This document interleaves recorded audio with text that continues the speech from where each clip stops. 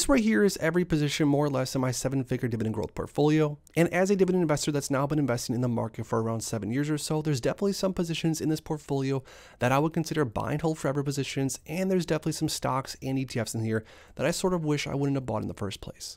Now in this video, I'm going to go through 5 different dividend growth ETFs that I would consider to be at the absolute top of my list when it comes to buy and hold forever positions. Now, if you consider yourself a dividend growth ETF, make sure to stick around because I wish I came across a video like this and knew this information back when I got started. I just finished my brand new dividend investing ebook where I share exactly how I went from 0 to now over 7 figures invested, and also on how I earned more than $6,000 per month in dividends. I also finished my custom dividend tracker that you can use to track your dividend income progress on an ongoing basis. So make sure to grab yourself a copy of my dividend investing ebook and the new dividend tracker today. It's the first link in my description. So the first dividend growth ETF that I would consider a super high quality buy and hold forever ETF that I'm definitely going to be adding to my portfolio sometime soon here is VIG, or the Vanguard Dividend Appreciation Index. Now VIG is definitely a perfect ETF out there for the dividend investor that doesn't necessarily need all that much cash flow today or tomorrow, but definitely wants some exposure to some high growth and some bulletproof names within the ETF. Now this ETF is up around almost 250% in the max time frame,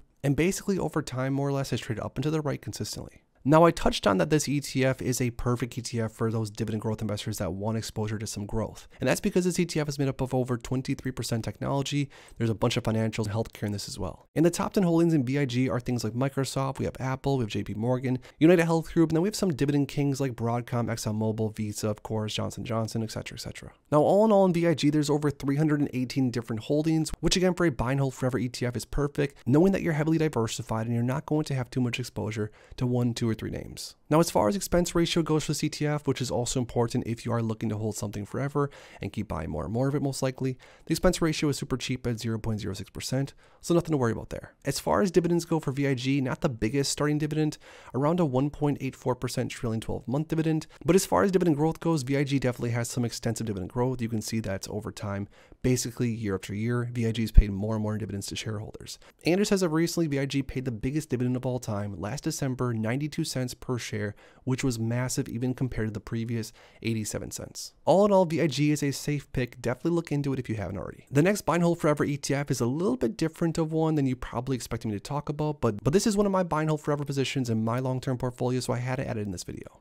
I'm talking about the Amplified Enhanced Dividend Income ETF known as DGO. Now, unlike VIG, DGO isn't necessarily a growth king, considering the ETF is only up around 49%, and that's since around 2016, but this ETF offers a massive starting dividend yield, which I'm going to show you here in a second. Now, DGO has around 30 or 40 different holdings, but DGO also utilizes a cover call strategy, which allows the ETF to generate premium, and then of course paid in the form of dividends for investors. Now, DGO has mostly financials, technology, consumer defensive, healthcare, and consumer cyclical as of right now in the ETF, and the top 10 holdings are also going to be very familiar, lots of crossover with that of VIG that we just went over. As of right now, there's a lot of government bonds. We have Microsoft, Visa, Walmart, Procter & Gamble, the Home Depot, United Health Group, JP Morgan, Chevron, and McDonald's. And like I said, there isn't as many stocks in this ETF, but because they utilize that cover call strategy, it does protect against some downside, and this ETF has done very, very well since I've owned it. Now, as far as expense ratio for DGO, it is honestly pretty expensive at 0.55%, but keep in mind, DGO is a cover call style ETF, which means it's going to be a little bit more actively managed and you're going to have to pay a little bit more for it. But even with that expense ratio and even with the lack of growth, DGO definitely still offers a lot. DGO has a trailing 12-month dividend yield of around 4.59%, which for an ETF that still has been going up into the right long term is honestly super, super good.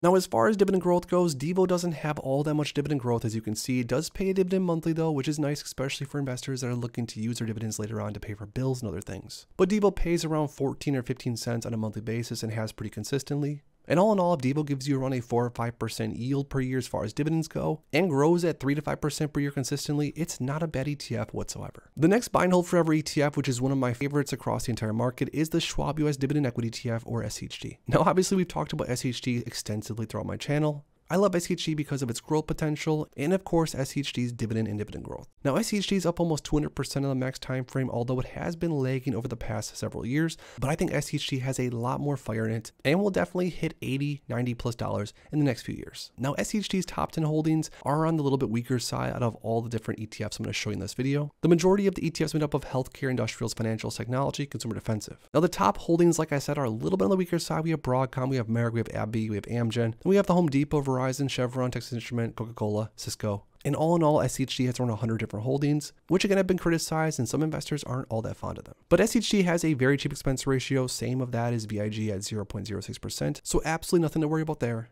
As far as dividends go, SCHD is sort of in that sweet spot with dividends, which is why I'm building out my SCHD position personally right now. Because even though I want some exposure to an ETF that's going to grow over time, I also want a good amount of cash flow right away because I am looking to possibly use some of my dividends for bills and life expenses in the next, say, 5 or so years. And with SCHD having a 3.4, 3.5 trillion 12-month dividend yield and some extensive dividend growth, I'm betting on the fact that this ETF is going to continue to pay me more and more in the future, and that's why I've been loading up on so many shares over the last year. The next buy and hold forever ETF is iShares Core Dividend Growth ETF, or DGRO. Now, DGRO is very similar to that of SCHD and VIG, has offered some nice price return historically, has a super high quality basket of holdings. DGRO's top sectors are technology, financials, healthcare, industrials, and consumer defensive. The top 10 holdings as far as stocks go: Microsoft, Broadcom, JP Morgan, AbbVie.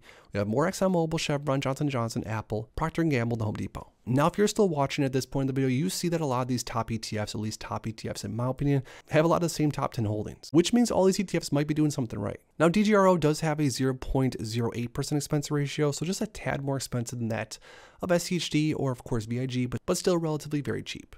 As far as dividends go, DGRO is sort of right in the middle of that of SCHD and VIG. At a 2.4 trillion 12-month, DGRO pays a quarterly dividend, and there has been some dividend growth, although there has been better dividend growth in that of VIG and SCHD. Now, last but not least, one of my all-time favorites, DGRW, the Wisdom Tree US Quality Dividend Growth Fund. Now, this ETF is an absolute banger, so stick around. This ETF has grown 190+% as far as price return over the last, say, 12 or so years. The top holdings for DGRW are super high quality. We have Microsoft making up a large portion of the ETF, which I love. We got a ton of Apple, AbbVie, Broadcom, Johnson & Johnson, Procter & Gamble, Home Depot, Coca-Cola, Nvidia, Pepsi, and others. All in all, around 300 different holdings, which as far as sectors go are broken down almost perfectly if you ask me. Now, expense ratio is going to be sort of an issue with DGRW at 0.28%, so it's much more expensive to own than that of like VIG, DGRO, or SCHD. But even though there's so much growth potential with this ETF, the starting dividend yield is honestly not that bad at 1.7%.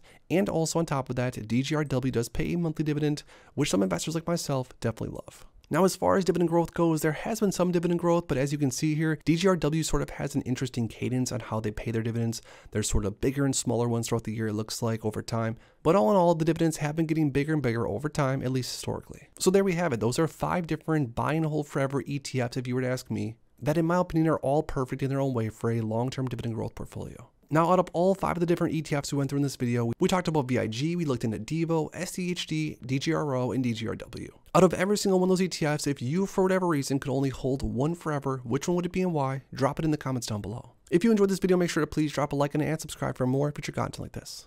Thanks as always for stopping by, and if you are interested in investing, make sure to check out these recent videos I posted right here.